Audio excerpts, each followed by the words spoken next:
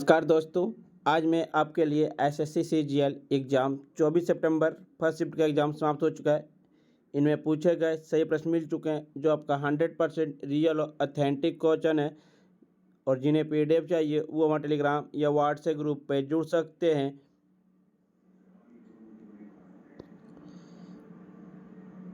पहला प्रश्न है, अमजद खान 2021 में कौन सा पुरस्कार दिया गया तो पद्म विभूषण से सम्मानित किया गया। अमजद खान पहली बार संयुक्त राज्य अमेरिका में 1963 में प्रदर्शन किए थे। इन्हें 21वें राजीव गांधी राष्ट्रीय सद्भावना पुरस्कार से सम्मानित किया गया। इन्हें 1975 में पद्मश्री, 1991 में पद्म भूषण और 2001 में पद्म विभूषण मिला था अमजद खान को। मृदंग से संबंधित है Palakkad Mani Iyer, T R Murthy, Guruvayur Doraiswamy, Karaikudi R Mani, Umayalpuram Sivaraman, Vellore A Ramabhadran. सितार से संबंधित है पंडित रविशंकर, मुश्ताक अली खान, विलायत खान, उमाशंकर मिश्रा, निखिल बनर्जी, रयाज खान, हरशंकर भट्टाचार्य, बुद्धादित्य मुखर्जी, अब्दुल हलीम जाफर खान। सरोद से संबंधित है अमजद अली खान, अली अकबर खान, राजीव तारकनाथ। वायलिन से संबंधित है वीजी जोग, लाल गुड़ी जयराम, टी एन कृष्णन, यहूदी मिन्नू मिन, एम एस गोपाल कृष्णन, कुनिकुड्डी वेदनाथन, कल्याण कृष्ण भागवतार, एल सुब्रमण्यम, कांता देवी, गजनानम राव जोशी। संतूर से संबंधित है शिव कुमार शर्मा, तरुण भट्टाचार्य, भजन सोपारी। बांसुरी से संबंधित है N Ramani, Hariprasad Chaurasia, T R Mahalingam, Pannalal Ghosh, T A Shankaran, Sikkil बहने। मेंडोलिन से संबंधित है U Srinivasan, S Bala Murali Krishna. Piano से संबंधित है सुरजीत चटर्जी, केखो सापुरजी, सोराबजी। शहनाई से बिस्मिल्लाह खान, बागेश्वरी गमर, बड़े गुलाम अली। तबला से अल्लाह रखा, जाकिर हुसैन, शंकर घोष, आवाज मिस्त्री, रिम्बा शिवा, संथा प्रसाद, शेख दाऊद, शराफत अहमद खान।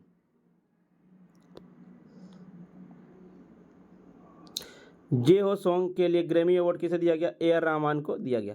भारतीय संगीत निर्देशक ए आर रहमान ने 52वें ग्रैमी पुरस्कार में स्लमडॉग मिलियनेयर में अपनी संगीत के लिए 2 ट्रॉफियां हासिल की। वर्ष 2010 में भारत सरकार ने देश के तीसरे सबसे बड़े नागरिक पुरस्कार पद्म भूषण से भी सम्मानित किए गए। जे हो 2008 में आई फिल्म स्लमडॉग मिलियनेयर के लिए ए आर रहमान के द्वारा रचित एक गीत है। स्लमडॉग मिलियनेयर का मुख्य उद्देश्य गरीब पैदा होने वाले लोग कम संपन्न रहते हैं, भले ही कितने भी स्मार्ट या मेहनती क्यों ना हो। रूबरू गीत 2005 में रंग दे बसंती नामक फिल्म के लिए ए आर रहमान द्वारा रचा गया है। वंदे मातरम गीत के कंपोजिशन 1997 में ए आर रहमान के द्वारा की गई थी। महेंद्र वर्मन राजा किस वंश के थे? महेंद्र वर्मन राजा पल्लव वंश के थे। पल्लव राजा महेंद्र वर्मन प्रथम को पुलकेशिन द्वितीय ने हराया था। पुल्लूर की लड़ाई चालुक्य राजा पुलकेशिन द्वितीय और पल्लव राजा महेंद्र वर्मन प्रथम के बीच पुल्लूर या पोलीलूर शहर में लगभग 618-19 में लड़ी गई लड़ाई थी। महेंद्र वर्मन प्रथम एक पल्लव राजा था जिसने 7वीं शताब्दी की शुरुआत में भारत में वर्तमान अंश क्षेत्र के दक्षिणी भाग और वर्तमान तमिलनाडु के उत्तरी क्षेत्रों पर शासन किए थे। पुलकेशिन द्वितीय वो वातापी के चालुक्य वंश के सबसे प्रसिद्ध शासक थे। उनके शासनकाल के दौरान चालुक्य साम्राज्य का विस्तार प्रायद्वीपीय भारत के अधिकांश दक्कन क्षेत्र में हुआ था। विजडन क्रिकेट 2022 में किसे दिया गया? तो पैट कमिंस और नेट साइबरब्रड को दिया गया। साल 2022 में सूर्य कुमार यादव को Wisden T20 cricket of the year चुना दिया गया था। इन्होंने एक वर्ष में 1000 रन बनाने वाले पहले बल्लेबाज थे। ट्रेविस हेड को विजडन ट्रॉफी से सम्मानित किया गया था। राष्ट्रपति का चुनाव किस अनुच्छेद के अंतर्गत होता है? अनुच्छेद 54। राष्ट्रपति का चुनाव सीधे लोगों द्वारा नहीं बल्कि निर्वाचक मंडल के सदस्यों द्वारा किया जाता है, जिसमें शामिल संसद के दोनों सदनों के निर्वाचित सदस्य होते हैं और राज्य के विधानसभा के निर्वाचित सदस्य। केंद्र शासित प्रदेश और पांडिचेरी विधानसभा के निर्वाचित सदस्य होते हैं। अनुच्छेद 53 में संघ कार्यकारी की शक्ति, अनुच्छेद 54 में राष्ट्रपति का चुनाव, कल ही मैंने इसे एनालिसिस में करवाया था। अनुच्छेद 55 राष्ट्रपति का चुनाव तरीका, अनुच्छेद 56 राष्ट्रपति पद का कार्यकाल, अनुच्छेद 57 पुनः निर्वाचन की पात्रता, अनुच्छेद 58 राष्ट्रपति चुनाव के लिए योग्यता, अनुच्छेद 59 राष्ट्रपति कार्यकाल की शर्तें, अनुच्छेद 60 राष्ट्रपति द्वारा शपथ या विभाजन, अनुच्छेद 61 राष्ट्रपति के महाभियोग की प्रक्रिया, अनुच्छेद 62 राष्ट्रपति के पद रिक्तता भरने के लिए चुनाव समय और आकस्मिक निर्वाचन भरने के लिए निर्वाचित व्यक्ति पद का कार्यकाल निर्धारित करता है। अनुच्छेद 72 राष्ट्रपति की क्षमादान की शक्ति, अनुच्छेद 123 राष्ट्रपति की अध्यादेश लाने की शक्ति है। लाल शैवाल वनस्पतिक रूप से कैसे प्रजनन करता है? तो लाल शैवाल खंडन के माध्यम से प्रजनन करते हैं। लाल शैवाल बहुसंख्यक शैवाल है जो संघ रोडोफाइटा का निर्माण करते हैं। इसमें क्लोरोफिल के अतिरिक्त एक लाल वर्णक होता है। समूह में क्रेजेंट, डल्स और लेबर शामिल है, जिन्हें लाल समुद्री शैवाल भी कहा जाता है। यह लैंगिक के साथ साथ अलैंगिक के रूप से भी प्रजनन करते हैं। अलैंगिक प्रजनन बीजाणुओं के उत्पादन और वनस्पतिक माध्यम द्वारा हो सकता है। इसमें खंडन, कोशिका विभाजन, प्रवर्धक उत्पाद शामिल है। खंडन एक ऐसी विधि है जिसमें किसी जीव के शरीर का एक टुकड़ा बाहरी भौतिक कारणों से टूट जाता है और प्रत्येक खंड अलग अलग जीवों के विकसित करता है। विखंडन अलैंगिक प्रजनन का वह प्रकार जिसमें एक सूक्ष्म जीव दो बराबर भागों में विभाजित हो जाता है तो द्विखंडन कहलाता है। अमीबा में द्विखंडन होता है। द्विखंडन के दौरान विभाजित होने वाले कोशिकाओं में मूल आकार तक बढ़ने की क्षमता होती है। बीजाणु निर्माण अलैंगिक प्रजनन की एक विधि है। फर्न, मॉस और कवक जैसे पौधे इसे विधि से प्रजनन करते हैं। बीजाणु एक कोशिकीय प्रजनन काय होता है जो स्फटिंगिया नामक कोश में मौजूद होता है। जब बीजाणु परिपक्व होते हैं तब स्फटिंगिया फटते हैं और बीजाणु वायु, पवन और जल के द्वारा एक अलग स्थान पर जाते हैं। काटना कटिंग एक प्रकार का लैंगिक प्रजनन है। कटिंग एक वनस्पति पौधे का हिस्सा है। इसे पुनः उत्पन्न करने के लिए मूल पौधे से अलग किया जैसे एक नया पौधा बनता है। मकर संक्रांति किस नाम से जाना जाता है? तो माघ बिहू के नाम से जाना जाता है असम में। कार्तिक बिहू अक्टूबर नवंबर में मनाया जाता है। इसे कंगोली बिहू या कंगाली बिहू के नाम से जाना जाता है। यह बुआओं के मौसम के दौरान मनाया जाता है। अच्छी फसल के लिए प्रार्थना त्यौहार बुहाग बिहू या रंगोली बिहू अप्रैल में मनाया जाता है। इसे असमिया नववर्ष के रूप में भी जाना जाता है। यह असमिया कैलेंडर की शुरुआत और वसंत की शुरुआत के प्रतीक है। महाराष्ट्र में मकर संक्रांति को महाराष्ट्र और गोवा में माघी संक्रांति या हल्दी कुमकुम के रूप में मनाया जाता है। हिमाचल प्रदेश में स्थानीय लोग माघी साजी मकर संक्रांति के रूप में मनाते हैं। स्थानीय रूप संक्रांति को साजी कहा जाता है जबकि माघ महीने का नाम है। राजस्थान में मकर संक्रांति को सकरात के नाम से जाना जाता है। बंगाल में पश्चिम बंगाल में खिचड़ी पर्व के नाम से इसे जाना जाता है। मौलिक कर्तव्य से जब किसी को झगड़ा होता है तो कौन सा मौलिक कर्तव्य लगेगा? ये आपका ऑप्शन क्या कहता है बताना था। मूल संविधान में मौलिक कर्तव्य की सूची नहीं थी। इसे 42वां संविधान संशोधन 1976 के द्वारा मौलिक कर्तव्य को जोड़ा गया। भाग 4A में अनुच्छेद 51A में इसे स्वर्ण सिंह समिति की सिफारिश पर मौलिक कर्तव्य को भारतीय संविधान में जोड़ा गया। संविधान में प्रारंभ में 10 मौलिक कर्तव्य जोड़े गए थे, लेकिन 86वें संविधान संशोधन 2002 के द्वारा एक और मौलिक कर्तव्य जोड़ा गया। वर्तमान में भारतीय संविधान में 11 मौलिक कर्तव्य शामिल हैं। मौलिक कर्तव्य को रूस के संविधान देश से ग्रहण किया गया।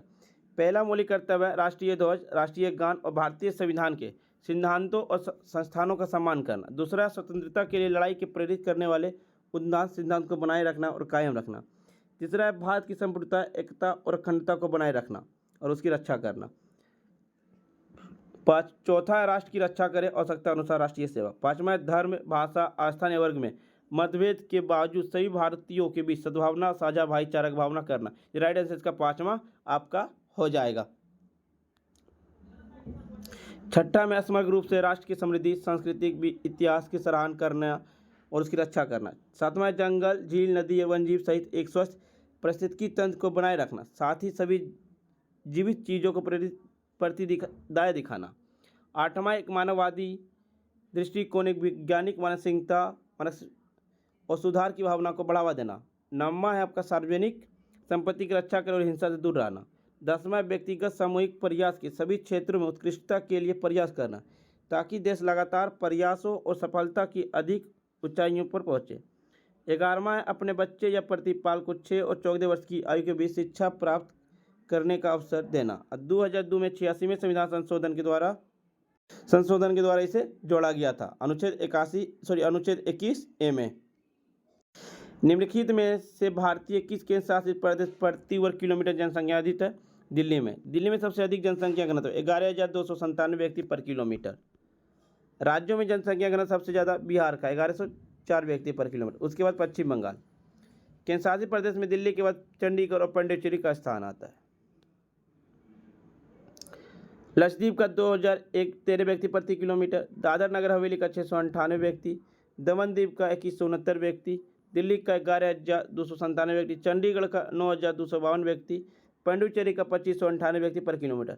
फ्रेंड्स, वीडियो पसंद आ रही हो तो लाइक, शेयर, सब्सक्राइब जरूर करें और पीडीएफ पाने के लिए आप हमारे टेलीग्राम या व्हाट्सएप ग्रुप पर जुड़ सकते हैं। डिस्क्रिप्शन लिंक दे दिया गया। तब तक के लिए धन्यवाद फ्रेंड्स। मिलते हैं आपके साथ नेक्स्ट वीडियो में। जय हिंद, जय भारत। फ्रेंड्स, एक प्रश्न पूछा गया था, रजिया सुल्तान का कार्यकाल कब से कब तक था? तो 1236 से 1240। वह गुलाम वंश से संबंधित थी। वह मध्यकालीन भारत की पहली और अंतिम मुस्लिम महिला शासक थी। उन्होंने जलालुद्दीन याकूत को घुड़सवार सेना का सर्वोच्च अधिकारी नियुक्त किया। वह पर्दा नहीं करती थी और जनता के सामने पुरुष परिधान धारण करती थी। उन्होंने मंगोल आक्रमण से अपने साम्राज्य की रक्षा की और उनकी मृत्यु 1240 ईस्वी में हो गई थी। भारत का सर्वोच्च विधि अधिकारी कौन होता है? तो महान्यायवादी होते हैं। ये भारतीय संविधान के अनुच्छेद 76A के तहत इन्हें नियुक्ति की जाती है और महान्यायवादी की नियुक्ति भारत के राष्ट्रपति करते हैं। महान्यायवादी को सर्वोच्च न्यायालय के न्यायाधीश के रूप में सेवा करने के लिए योग्य होना चाहिए। महान्यायवादी का कार्यकाल संविधान द्वारा निर्धारित नहीं है। वह राष्ट्रपति के प्रसाद पर्यंत पर पद पर रहते हैं। राष्ट्रपति महान्यायवादी के पद से हटा सकते हैं। महान्यायवादी अपने पद से इस्तीफा देते और राष्ट्रपति को अपना इस्तीफा सौंपते हैं। महान्यायवादी को संसद के दोनों सदनों या उनकी संयुक्त बैठक और संसद की किसी भी समिति कार्यवाही में बोलने और भाग लेने का अधिकार है, लेकिन वोट देने का अधिकार नहीं है। एक तो अखिल भारतीय किसान की स्थापना कब हुई? तो अखिल भारतीय किसान सभा की स्थापना 1936 ईस्वी में सजानंद सरस्वती के द्वारा गठित किया गया। सजानंद सरस्वती 1929 में बिहार में जमींदारी प्रथा को समाप्त करने और किसान की समस्या को हल करने के लिए एक मंच देने के लिए बिहार प्रांतीय किसान सभा का गठन किया।